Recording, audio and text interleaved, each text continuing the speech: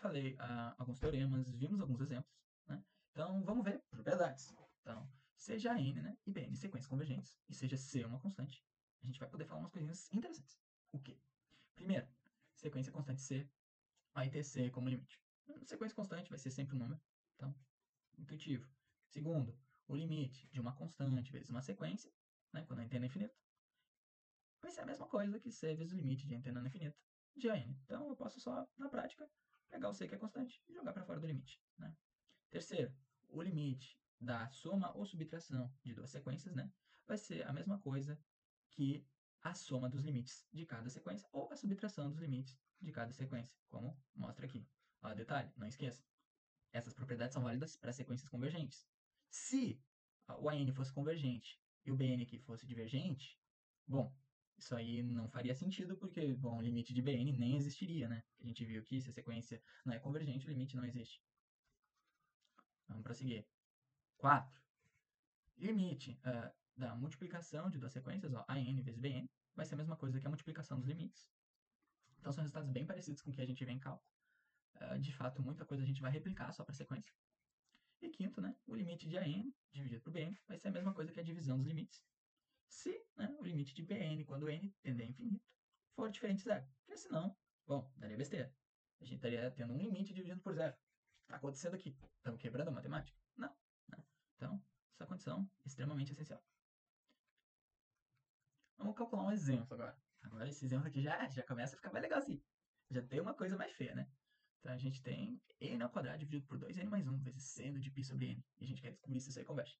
Ó, isso aqui dá uma simples manipulação para resolver.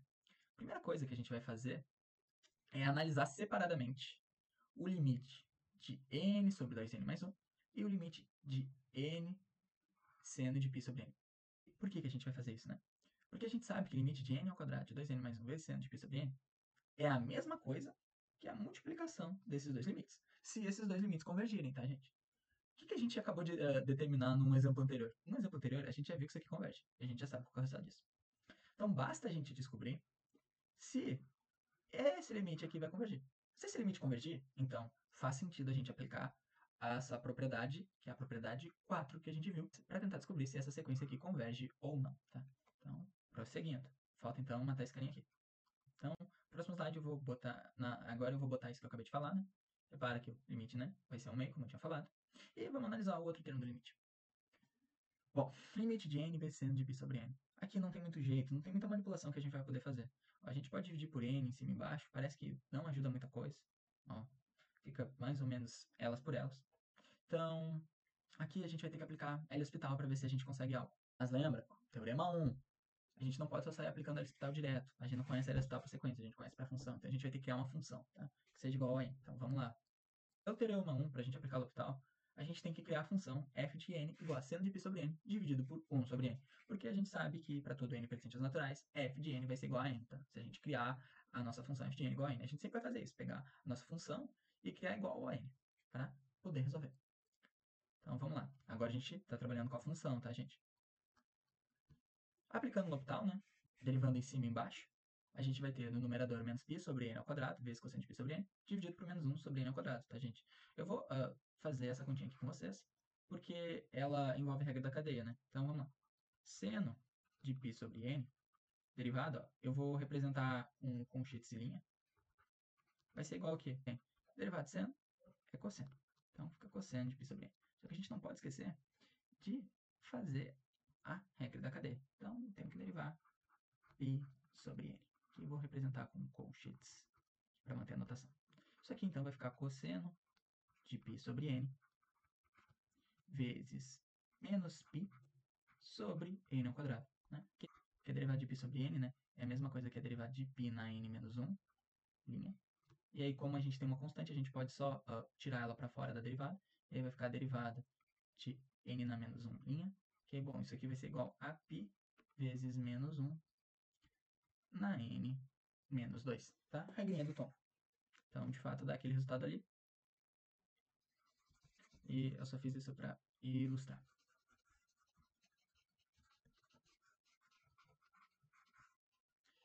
Prosseguindo. Então, a gente consegue simplificar esse n ao quadrado com esse n ao quadrado aqui. E a gente tem, então, que a gente simplificou o nosso limite, que antes era n seno de π sobre n, para π vezes cosseno de π sobre n. Bom, parece que a gente ainda está lascado, mas estamos chegando mais perto do resultado. Vocês vão ver por quê. Vamos relembrar antes o teorema 3, tá? Lembra que a gente tem, ó, que esse limite é n quando n tende a infinito é igual a L, e a função f for contida em L. Então, a gente pode falar que o limite de f de n quando n tende a infinito é igual a f do limite de n quando n tende a infinito. Lembrou disso? Então, é isso que a gente vai fazer isso aqui. Agora, a gente vai analisar esse limite aqui, limite de cosseno de π sobre n. Vocês já vão entender por quê. Se a gente analisar esse limite, a gente vai perceber uma coisa. O limite de π sobre n quando n tende a infinito vai ser igual a zero, certo? Vai ser π dividido por um número que é muito grande, tem que dar zero. E por que eu estou fazendo isso? Porque nesse cenário dessa função aqui, tá? A gente vai estar tendo um an igual a π sobre n e uma função, que é a função cosseno de π sobre n. Então, a gente está naquele caso do limite de f de an quando n tende a infinito. Né? Nesse caso, vai ser limite de n tendendo a infinito de cosseno de an. Isso aqui, quem que é o an? π sobre n. Então, se a gente descobre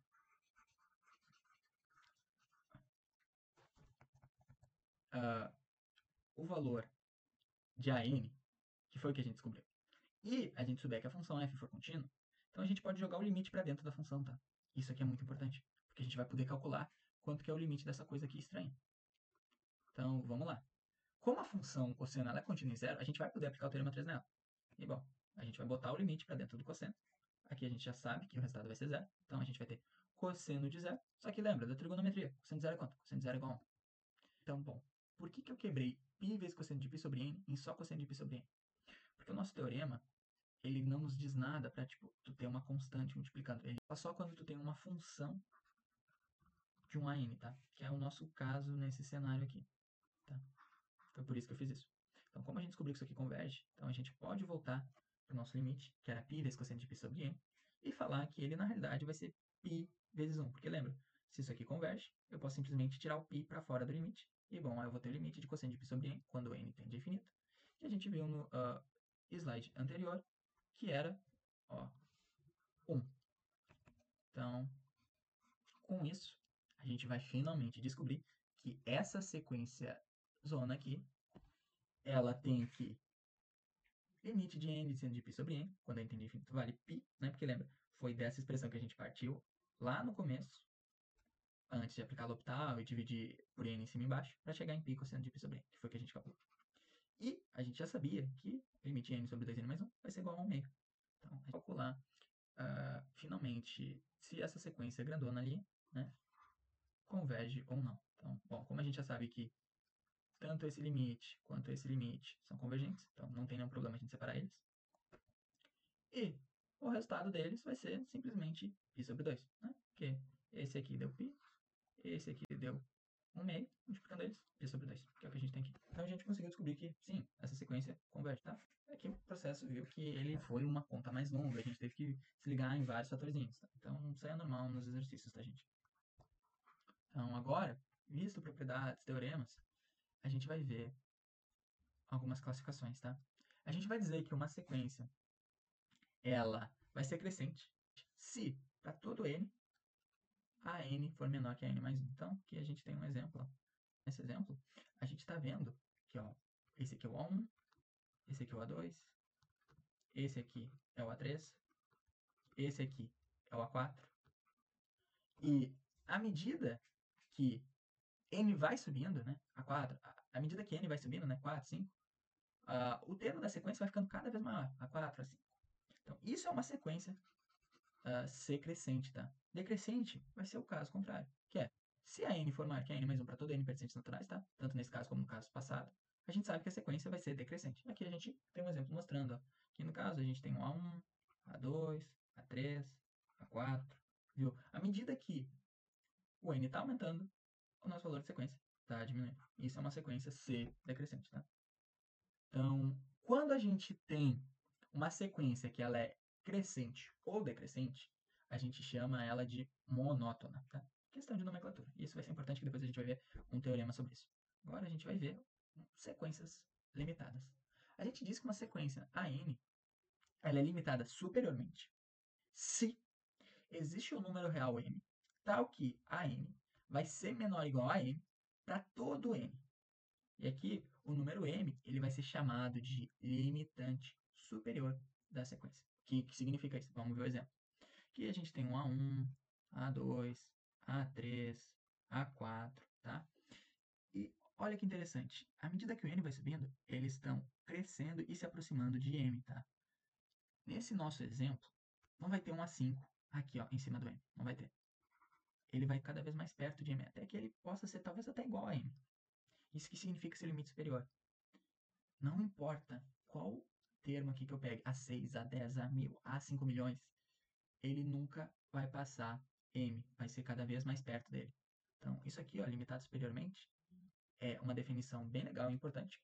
E a gente pode, ao invés de escrever com todo esse texto aqui, escrever com esse limitado superiormente de maneira bem mais simplificada, que é: se existe um m pertencente aos reais, esse símbolo existe, tal que a n é menor ou igual a m para todo n pertencente aos naturais, então isso vai implicar que m é limite superior da sequência. A gente pode escrever dessa forma aqui, tá, gente? Que é uma maneira mais chique. Bom, limitada inferiormente. É de maneira bem análoga à definição de limitado superiormente que a gente tinha feito antes. Se existe um número natural real, n, tal que a n é maior ou igual a n para todo n, então o número n ele é chamado de limitante inferior da sequência. Então aqui a gente está vendo, ó, que os ANs eles estão diminuindo cada vez mais e estão se aproximando de n. Só que eles nunca vão cruzar para o outro lado. Ó. Pode até ser igual a n, mas nunca vai cruzar para o outro lado. Então nesse caso aqui, a nossa sequência ela vai ter um limite inferior. Aqui a gente pode estar trabalhando tanto com sequência finita ou sequência infinita, tá, gente? Eu não tinha expressado isso no outro.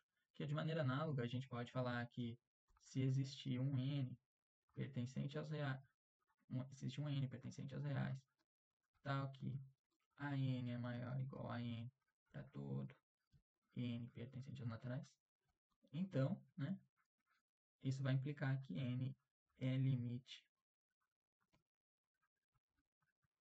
inferior da sequência. Tá? É a maneira matemática de escrever. O matemático geralmente gosta de escrever mais com símbolo porque é mais rápido. Então, só para mostrar para vocês algo diferente. A gente pode falar ainda que a sequência é limitada se ela for limitada inferiormente e superiormente. Isto é, ela vai estar entre um nzão e um mzão para todo nzinho, tá? Aí isso aí vocês vão descobrir na hora do exercício. Nzão pode ser 5, o mzão pode ser 10. Vai depender do tipo de sequência que tu tem. Bom, agora a gente vai ver um teorema muito legal. Teorema da sequência monótona. O que ele fala? Toda sequência monótona e limitada é convergente. Lembra, sequência monótona, se ela é crescente e decrescente. Limitada, se ela é limitada superiormente e inferiormente. Em particular, nesse teorema, a gente pode falar que uma sequência que é crescente e limitada superiormente vai ter que convergir. E uma sequência que é decrescente e limitada inferiormente vai ter que convergir. Vamos ver um exemplo disso. Determine se a sequência a n igual a 2 elevado a n sobre n fatorial é convergente, sem calcular o limite. Bom, mesmo que a gente quisesse calcular o limite aqui, seria bem complicado. A gente tem 2 elevado a n dividido por n fatorial. Para resolver esse problema, a gente vai ter que utilizar o teorema da sequência monótona. Então, vamos lá. A gente vai ter que descobrir se a n é crescente ou decrescente. Então, a gente escolheu aqui mostrar que a n é decrescente. Se essa desigualdade aqui não for respeitada, então a gente vai saber que a gente errou na suposição e que a n, na realidade, é crescente. Então, primeira ideia, vamos tentar mostrar que a nossa sequência é decrescente, ou seja, a n mais 1 é menor que a n para todo n pertencente aos naturais. Vamos lá. Quem que é o a n mais 1? No lugar do n, substituo por n mais 1. Então, vai ficar 2 elevado a n mais 1 dividido por n mais 1 fatorial, que é menor que 2 elevado a n dividido por n fatorial. Realizando mais conta. O que a gente vai ter? A gente pode abrir 2 elevado a n mais 1 em 2 na n vezes 2. E a gente pode abrir o fatorial, que é n mais 1 fatorial em n mais 1 vezes n fatorial. A gente vai ter essa desigualdade aqui, que simplificando, né, corta n com n, corta 2n com 2n, e passa o n mais 1 para o outro lado, né? A gente vai conseguir que 2 vai ser menor que n mais 1. Mas, lembra, n é quem? É os naturais. Então, aqui, ó, os naturais, gente, a gente está considerando, ó, todo esse vídeo, bom, a partir do 1. Esqueci de falar, mas sempre a partir do 1. Então, 1, 2, 3, 4. A gente não usa para anotar ação de sequência a 0, tá? A gente começa a partir do 1. Isso aqui não usa, tá? A gente usa 1, A2, A3. É como se os naturais nossos não existisse o 0, tá? Questão de definição. Então, aqui, ó, a gente sabe aqui, para todo n natural aqui, isso vai ser verdade. Então, logo, a gente vai poder falar que essa nossa sequência aqui, ela vai ser decrescente. Então, bom, a gente descobriu que a nossa sequência, ela é decrescente. Se a gente conseguir falar que ela é limitada inferiormente, então a gente pode falar que ela é uma sequência convergente, pelo teorema de sequência monótona. Vamos ver se ela é limitada inferiormente. Ela é, por quê? 2 elevado a n dividido por n fatorial. Como a gente só está trabalhando com n pertencentes naturais, tá? Isso aqui sempre vai ser maior que zero. Então, ela é limitada inferiormente. Ela é sempre maior que zero e ela é decrescente. Então, pelo caso particular do teorema de sequência monótona, a gente sabe que a n igual a 2n dividido por n fatorial vai ser convergente. Tá? Aqui eu só vou passar outro teorema para vocês, que é teorema 5. Toda sequência monótona convergente é limitada. Tá? Parece que é tipo uma recíproca do outro teorema. Que antes a gente pegava uma sequência limitada e monótona e falava que ela é convergente. Agora a gente está pegando uma sequência monótona, convergente, e falando que ela é limitada. Tá? Aqui talvez vocês encontrem alguns exercícios e se deparem com a necessidade de precisar usar esse teorema, tá? Mas eu não vou aplicar esse teorema em nenhum exercício para não estender muito o vídeo, que já deve estar grande, tá, gente? Vamos só para o último tópico, então, falar sobre subsequências. Definição. Né? Dada uma sequência n, se omitirmos alguns termos dessa sequência, mas deixarmos um número infinito deles, a gente vai poder reenumerar os termos restantes de maneira a formar uma nova sequência. E uma nova sequência obtida dessa maneira é chamado de subsequência da sequência original. Tá? Então, em geral, para obter uma subsequência de uma sequência n, a gente deve escolher uma sequência de números naturais, nk, para indicar quais os termos que permanecerão. A subsequência é, então, simplesmente a sequência ank. Que tudo isso aqui basicamente quer dizer o seguinte, tá? A gente vai estar criando uma função, né, subsequência, que vai sair de um certo n' e chegar no CS. Aqui não é derivadas naturais, tá? É só notação por conjunto.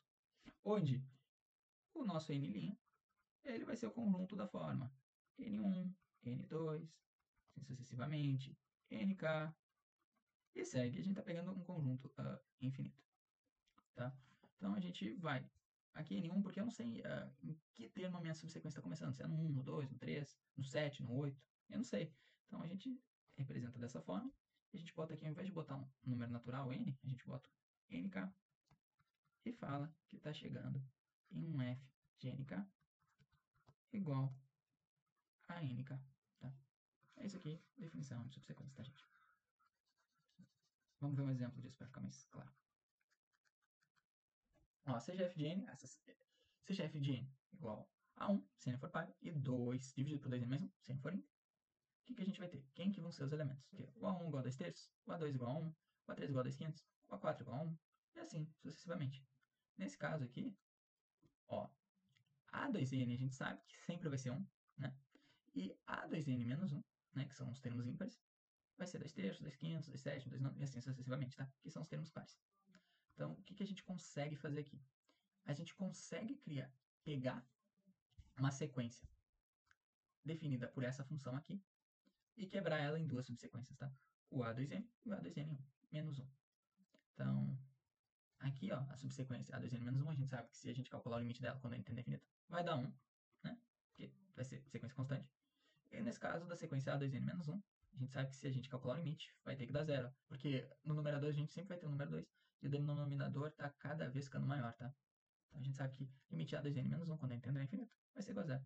Então a gente está tendo uma sequência com duas subsequências que dão valores diferentes nos seus limites. Bom, isso aqui vai nos dar uma informação muito importante, tá? Que é o quê? Subsequências com limites diferentes. E se a gente tem subsequências com limites diferentes, a gente pode falar que a sequência vai ter que divergir, tá?